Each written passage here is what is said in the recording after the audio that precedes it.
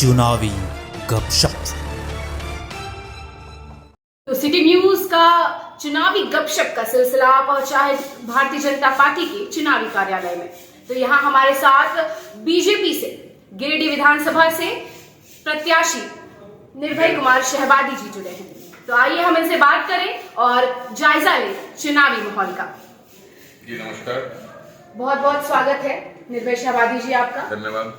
तो आपको पुनः भारतीय जनता पार्टी ने गिरिडीह विधानसभा से अपने प्रत्याशी के रूप में चुना है, तो इस पर आप क्या कहना चाहेंगे? ये बहुत अच्छी बात आपने पूछी है। मैं आपके माध्यम से अपने शीर्ष नेताओं को, केंद्रीय नेतृत्व को और राज्य के नेतृत्व को धन्यवाद देना चाहता हूँ, आभार प्रकट करना चाहता हूँ कि उन्होंने पुनः एक बार मुझ पर विश्वास करने का काम किया है।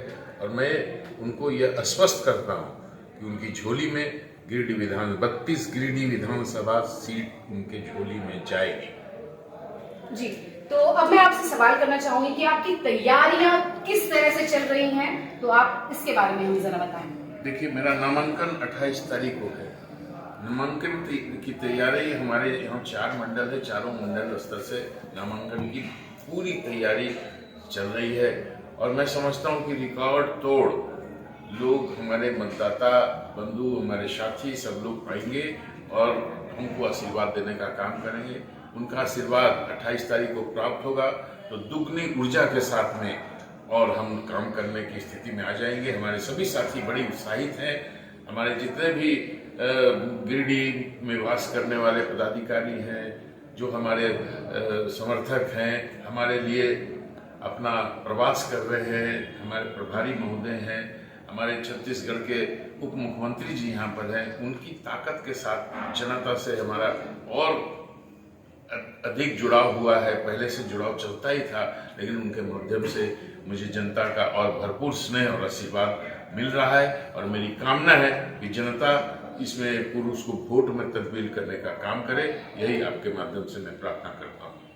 जी निर्भय शहबादी जी, मैं आपसे सवाल करना चाहूंगी कि आपके जो मुख्य प्रतिद्वंदी हैं सुदीव्य कुमार सोनू जी, तो उनका कहना है कि वो चुनावी रण में इस बार जनता के सामने अपने 5 साल बनाम आपके 10 साल के काम का लेखा जोखा लेकर जाएंगे, तो इस पर आपका क्या कहना है? जितने भी चुनाव होते हैं, जो भी प्रत्याशी रहती है अपना लेखा जोखा प्रस्तुत करते हैं। मेरी लड़ाई उनसे नहीं है, उनकी पार्टी से है, इस सरकार से है।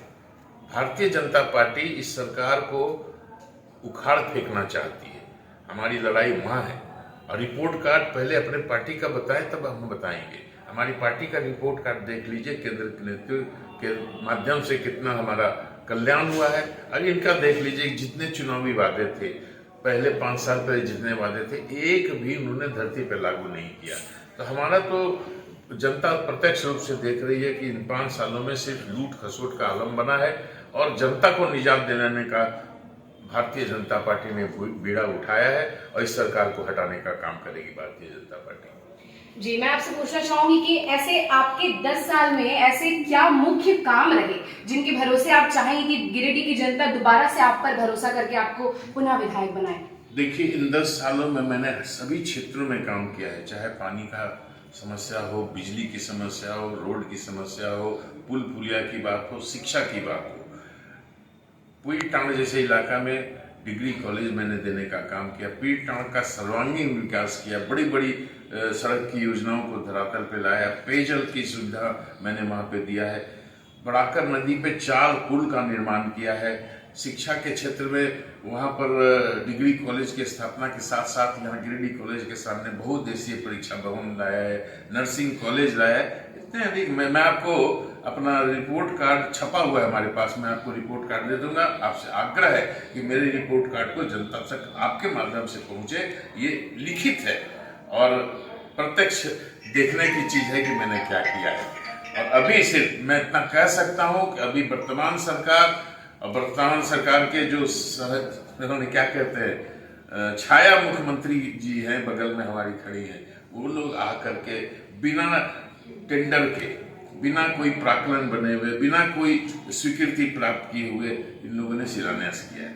और उसको अगर घोषणा कर रहे हैं तो ये हास्यास्पद है। निर्भय शहबादी जी, मैं आपसे पूछना चाहूंगी कि आने वाले 5 साल में ऐसे क्या मुख्य काम होंगे आप यदि आप विधायक बने हैं, तो ऐसे क्या आपके सपने हैं जो आप गिरिडीह की जनता को सौगात के रूप में देना चाहेंगे अगले 5 सालों में? देखिए, मैं बराबर मैं बात करता हूँ, पार्टी ही सर्वोपरि है। और देख लीजिए, चुनाव के वर्ष में पार्टी ने पंचतंत्र का घोषणा किया है, जिसमें हमारे जितने भी पंचप्राण का घोषणा किया है। और अभी हमारा मैनिफेस्टो आना बाकी है। पंच मंत्र जो है, उसमें सबसे महत्वपूर्ण बात है कि जो हमारे माँ बहनें हैं उनको सम्मानित करने के लिए 2500 रुपया इसका फॉर्म भी भरा दिया गया है। मैंने लाखों की संख्या में फॉर्म भरा गया है।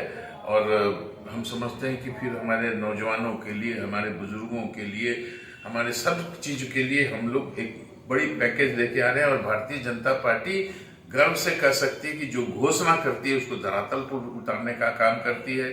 और इनको भ्रमित होकर के ये अपने पिछले कार्यकाल में, अंतिम कार्यकाल में इन्होंने जो कैबिनेट की बैठक लेके जितने फैसले किए हैं वो हास्यास्पद है और कभी भी धरातल पे उतरने वाला नहीं है।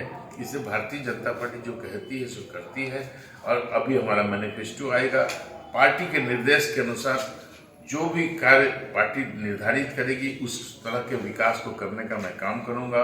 अपनी ओर से मैं जनता को आश्वस्त करता हूं कि 10 सालों में जितना भी मैंने विकास किया उससे भी ज्यादा विकास अगर आप मुझे आशीर्वाद देते हैं तो निश्चित रूप से आपको, ये आपका भाई, आपका अभिभावक, आपका बच्चा आपसे कहता है, आश्वस्त करता है कि निश्चित रूप से बढ़ चढ़ कर विकास का काम करूंगा। जब तो हमारी सरकार आएगी तो ट्रैफिक व्यवस्था को हम लोग पूर्ण रूप से लागू करेंगे।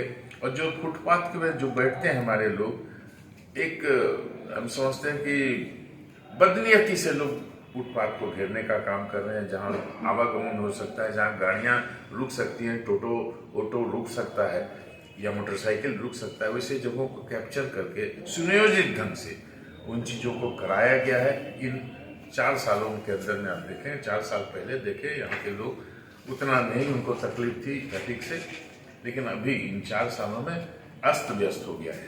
और इसको दुरुस्त करने का काम भारतीय जनता पार्टी करेगी।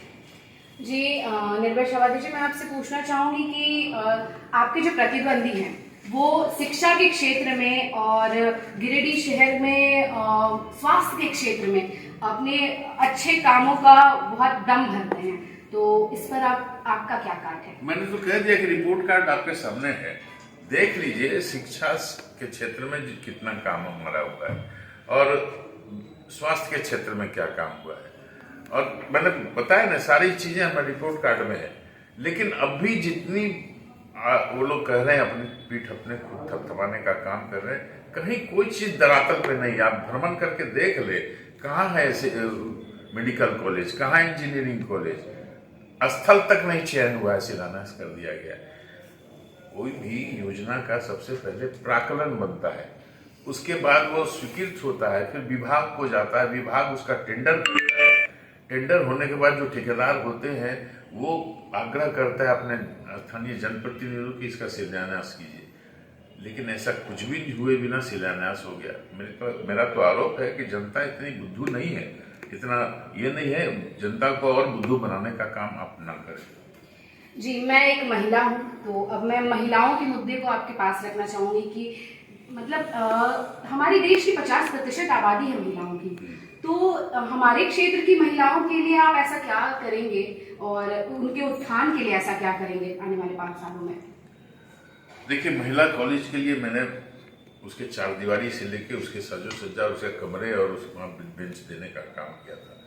हमारी जो महिला महाविद्यालय महिला विद्यालय है वहाँ भी मैंने काफ़ी कुछ काम किया, हॉस्टल देने का काम किया, उनको सांस्कृतिक सेट वगैरह देने का काम किया, पेयजल की सुविधा उपलब्ध कराई। जो मूलभूत चीज़ें हैं उसको मैंने दुरुस्त किया है। महिलाओं के लिए नर्सिंग कॉलेज मैंने लाया है अपने यहाँ, जो अभी तक दुर्भाग्य से ये सरकार चालू नहीं कर पाई है। और महिलाओं को हम लोग मानते हैं, अपने परिवार की सदस्य मानते हैं, हमारी माँ बहनें हैं, उनकी सारी चीज़ों को रोजमर्रा ढंग से हम लोग उसका निष्पादन करते हैं। हारने के बाद भी महिलाओं की जो समस्या होती थी उसके लिए हम लोग हम अपने साथियों के साथ हमेशा तत्पर रहते थे। आगे चल करके देखिए हमारे केंद्र सरकार महिलाओं के लिए कई तरह की योजना चला रही है और इससे भी ज़्यादा चलाने का मतलब पंच मंत्र जो हमारा है उसमें महिलाओं को सबसे पहले और ताकत देने की बात की गई है। तो महिलाओं हम आग्रह करेंगे जो हमारी माता बहनें हैं वो अस्वस्थ रहें। हमारी सरकार आएगी और डबल इंजन की सरकार आएगी तो महिलाओं को और ताकत मिलेगी। उनका उत्पीड़न, उनका शोषण जिस तरह से पिछले 5 सालों में हुआ है उसको तत्काल बंद किया जाएगा और दोषी लोगों को सजा देने का काम करेंगे। लगातार शहर में आप देख सकते हैं लोगों में बहुत आक्रोश है और विधायक जी के प्रति क्यों लॉ एंड ऑर्डर की स्थिति को लेकर के पिछले कुछ महीनों में आप जानते ही हैं कि कुछ मर्डर्स भी हुए हैं। एक तो शहर के बीचों बीच हुआ है, तो इस पर आप क्या कहना चाहेंगे? ये सवाल तो उनसे पूछिए जो जिनके पास लोगों ने जिम्मा दिया था, विश्वास व्यक्त किया। मेरे समय में अब देख लीजिए, तुलना कर लीजिए किस तरह से लड़ना था। हमारे यहाँ उग्रवाद की समस्याएं थी, पीठ टाण में उग्रवाद की समस्या होती थी, उस पर हम लोगों ने नियंत्रण एकदम पाया है। आज पीठ टाण में रात 12 बजे भी आप जा सकते हैं, पहले दिन में भी जाना वहाँ दुश्वारी होती थी। हम लोगों ने लॉ एंड ऑर्डर को अच्छी तरह से समझा है और गिरिडीह का जिस तरह से लॉ एंड ऑर्डर ध्वस्त हुआ है इसके लिए सरकार जिम्मेदार है, वर्तमान सरकार जिम्मेदार है। इसलिए हम निवेदन करते हैं ऐसे भ्रष्ट सरकार को, ऐसी अताताई सरकार को तुरंत अपदस्थ करने का काम करें। जी, तो अब मेरा आपसे एक सवाल होगा कि आपकी भारतीय जनता पार्टी से इस बार उम्मीदवारों की लिस्ट काफी लंबी थी। बहुत लोग इस उम्मीद में थे कि मुझे टिकट मिलेगा, लेकिन लास्ट में हमारे आपके पार्टी के जो उच्चतम शीर्ष नेतृत्व है उन्होंने दोबारा से आप पर भरोसा किया। तो फिर इस पर आपका क्या कहना है और क्या बाकी जो उम्मीदवार थे उनका भी सपोर्ट आपको रहेगा इस चुनाव में? देखिए, यही भारतीय जनता पार्टी की ताकत है। यहाँ सिर्फ एक व्यक्ति विशेष से पार्टी नहीं चलती है और यहाँ ताकत यह है कि लोग चाहते हैं कि हम भी उस लायक हैं कि हम एमपी बन सकते हैं, विधायक बन सकते हैं।